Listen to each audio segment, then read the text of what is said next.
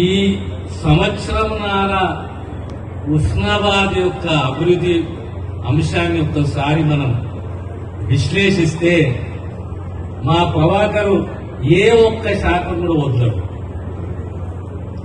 ఏ ఒక్క శాతం వదలడు, ఎక్కడ నిధులు వదలడు. ఇది నా హుస్నాబాద్, నా హుస్నాబాద్, నా హుస్నాబాద్ ఇది కావాలి అని మొండికి కూర్చుంటాడు. దానికి మెల్లగా నాకు చెవులో ఒక మాట చెప్పాడు,